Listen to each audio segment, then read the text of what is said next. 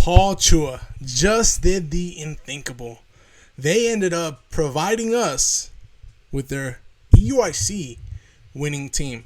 Now, we still have a couple more regionals in Regulation F. I'm actually going to the Houston Regional, so knowing Paul Chua's spreads would be something that some people would pay money for, right?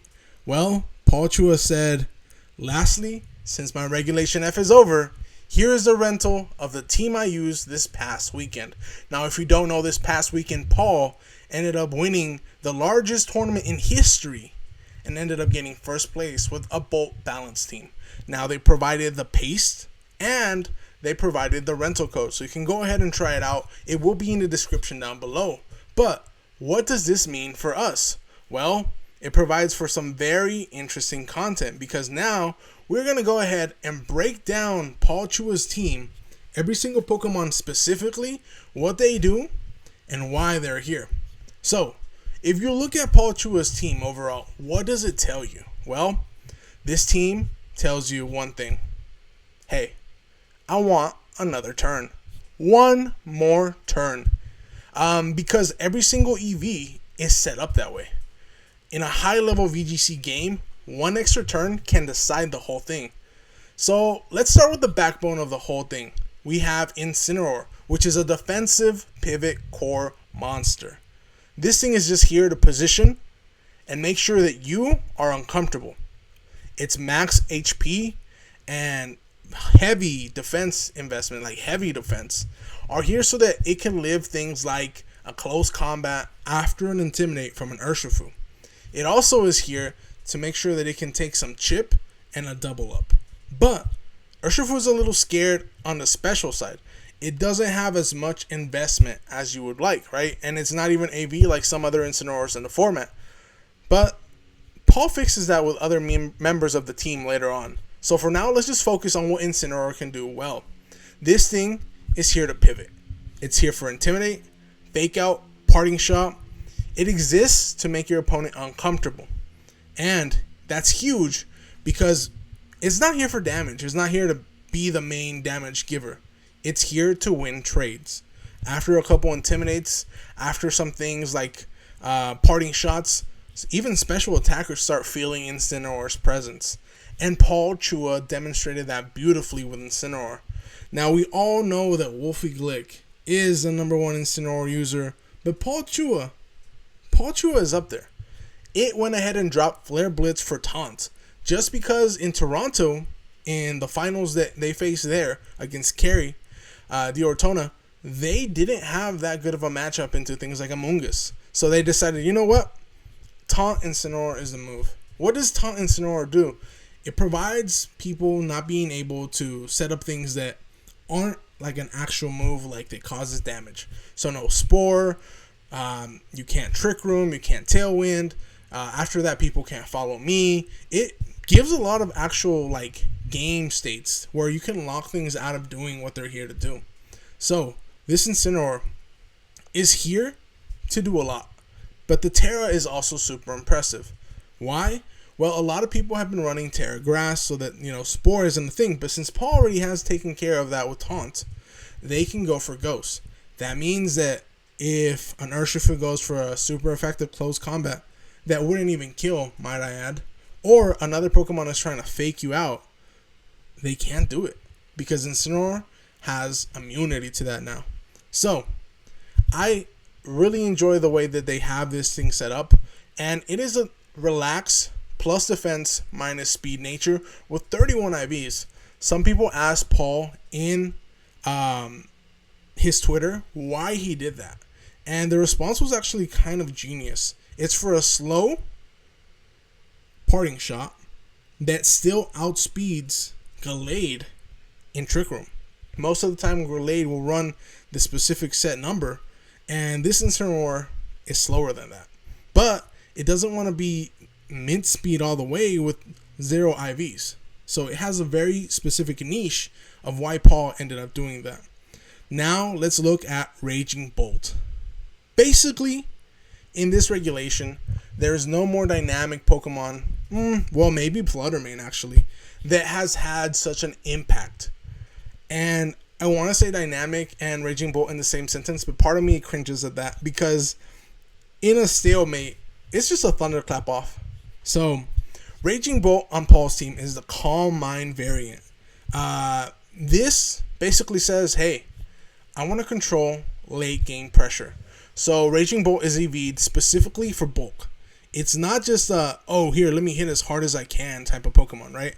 What it's supposed to do is it lives a strong hit, be it neutral or special effective, depending, right?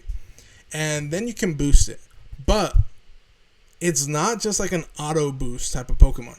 You're not just going to sit here and boost into eternity and think you're going to win, because it can be taken down. But after a Calm Mind, it starts threatening 2-hit KOs on bulky neutral targets, and opponents can't ignore it anymore. What about the Tera? Why is Tera Fairy so good for it? Well, it flips the switch. If you play TCG, you know what I'm talking about. On dragon types and a lot of pressure that it gets taken. So now it can do a lot of damage trading, right? Oh, you're gonna Tera into something that I can hit hard, like Iron Crown, who is picked up with the Dragon, or Dragon Pulse is right there. Oh, you're gonna bring in Reggie Drago and just Dragon Energy in front of me. Well, now I'm Tera Fairy, so that's not gonna do anything to me, and I can still take you out. This Pokemon starts in a snowball effect. I would name mine Snowball, but I haven't really built it in game. But you live a hit, you boost, you pressure, maybe you boost again, but you have a favorable end game with this Pokemon. And yeah, you are susceptible to like Parting Shot and things like that, but that's where the rest of the team comes in. Let's now look at Urshifu. Urshifu's up next, right?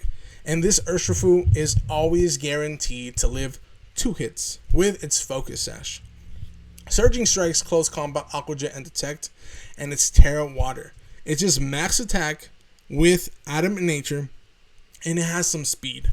This thing can be quick, right? It is like a mid-tier, but it's like in the quicker end of mixed tier, right? So, it's guaranteed to survive at least 1 hit always, and it forces pressure on the trade game. So, Surging Strikes, anytime someone faces it off, demands respect because it hits to protect, so it's guaranteed damage. It can break sashes on things like a Chiampao or something that's a lot weaker, right? And it is here just kind of to control the game. Now, it can do a lot of damage, but that does not mean that it can't lose, right? Obviously, it can be intimidated by Incineroar. It can have other things that can cause a lot of damage to it. So, the thing it wants to do is it wants to keep momentum in its favor.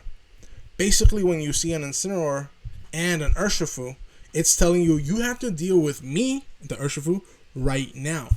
But it doesn't mean that it's a free switch, because whatever switches in can get damaged heavily by Surging Strikes, Close Combat, Aqua Jet. So, positioning matters. Basically, what you want is to be able to break sashes with it, with Surging Strikes. You want to be able to position yourself into something that you can hit things super hard with. And then you kind of want to share the spotlight with the rest of the team, right? Because it is not the only member. And you want to control the board around it for it to do well. Just because you have an Urshifu doesn't mean you're going to be able to do so good with it if you can't control the rest of the team, or the team doesn't have the momentum. And that's why it's important that we have Ogerpon on the team. Ogerpon is different. It's an offensive player that spikes the pressure. When Ogerpon turns on the heat, like, whew, whenever it tears, you get a +1 boost to your attack.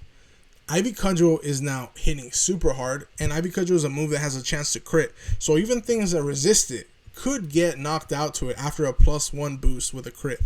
It is max speed, and it is jolly, so it is fast. It is trying to outspeed most things in the same speed bracket, right? It makes sure that you look for those windows that you can pressure things. And basically what it wants to do is attack and ensure that it's making a statement. The Tera also makes it so that it's hard to play defensively against it, because if you pivot something into an Ivy Cudgel, that might just go down. and the small bulk investment that Paul made with the 44 HP, the 12 defense, the 12 special defense, it might not be enough to survive things, right? But it's just enough to survive the crucial things that it doesn't want to be doubled up on, right?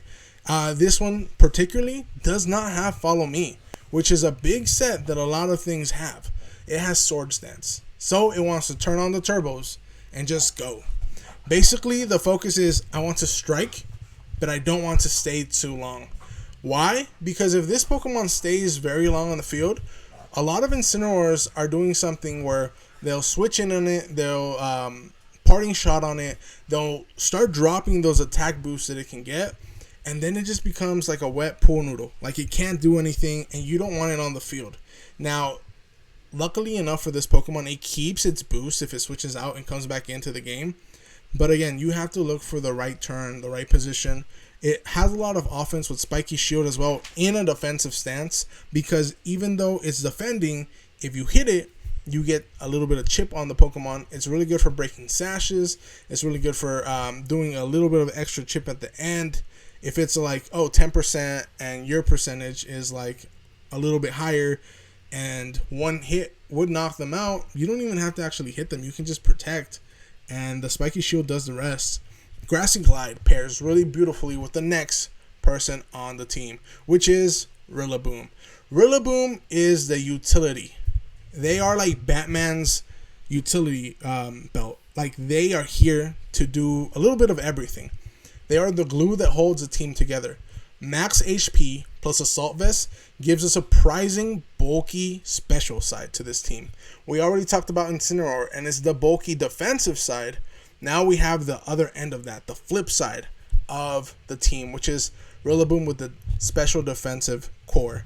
And it has a lot of cool things. Fake Out, high horsepower to help you deal with Raging Bolts, Grassy Glide, and Wood Hammer. Obviously with Grassy Surge, it kind of helps everything live, right?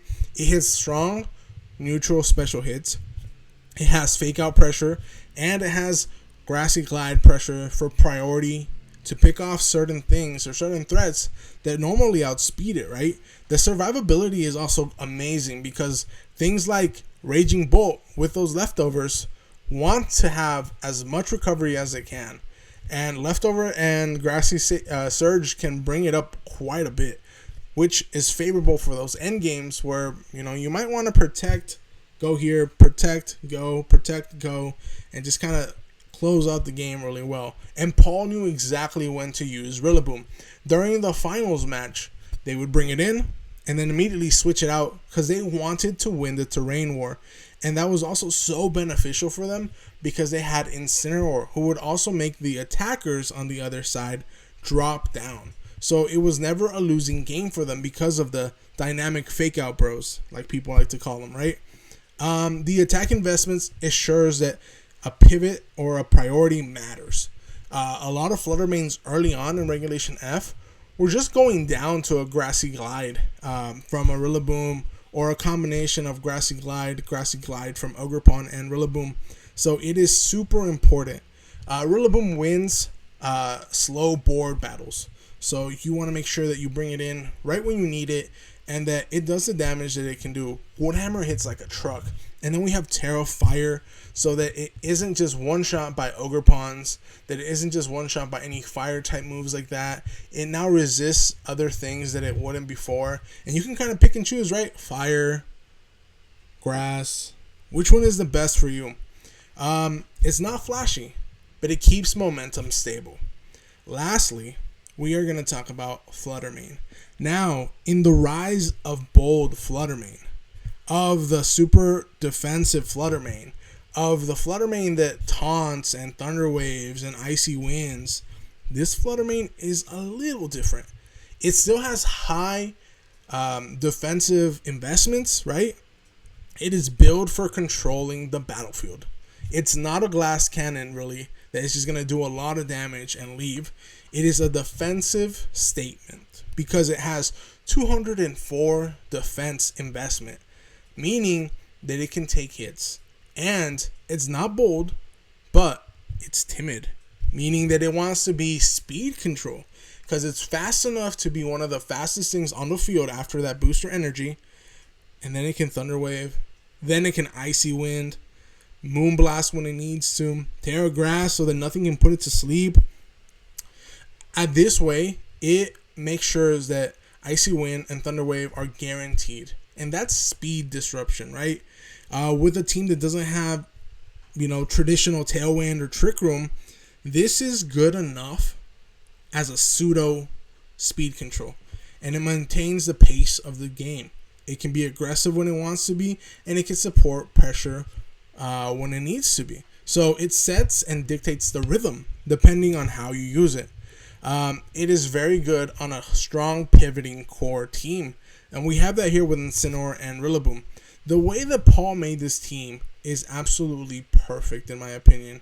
It is not about raw power with this team, right? When we zoom out and just look at the EVs for face value and what they do, right? There's a couple things. Survive key interactions. That's one thing that they're really good at doing. Generate value. Everybody on the team has a value to give. Whether it be offensive pressure, whether it be defensive pressure, whether it be buying you time, it has value. And then it helps all of them maintain tempo. Whether that be offensive tempo, defensive tempo, you name it. What you want it to do, that's what this team does. And that's what Paul was so good at doing. Handling these balanced cores, right? It's all about positioning. It's all about how you get there. Overall, damage is going to stack up. Necessarily, Pokemon don't just heal out of nowhere unless they have that, or if there's a Rillaboom on the team. So, nothing is overcommitted to raw offense. Every Pokemon is built to say, I want one more turn. And with the combination of these Pokemon in a tournament like EUIC, one extra turn can win a game. That's what makes this team so powerful. Not just damage numbers, but how long each Pokemon stays relevant on the board. And honestly, that's the real lesson to learn from Paul's build. Consistency beats flashy when every turn matters. If you guys got any sort of value from this video, go ahead and like, comment, subscribe. We're trying to reach 1,000 subscribers, so go ahead and join the team, the Grape Squad, if you might. And together we'll have more videos like this. This team is super interesting, and I wish I could use it in GC, but I'm actually locking in something different. Stay tuned for that. That's this weekend. If you want to go ahead and use it, the Pokepaste will be in the description down below. But you better hurry and lock in that team because we're about to be in deadline tomorrow. So anyways, I will catch you guys in the next one. I'm out.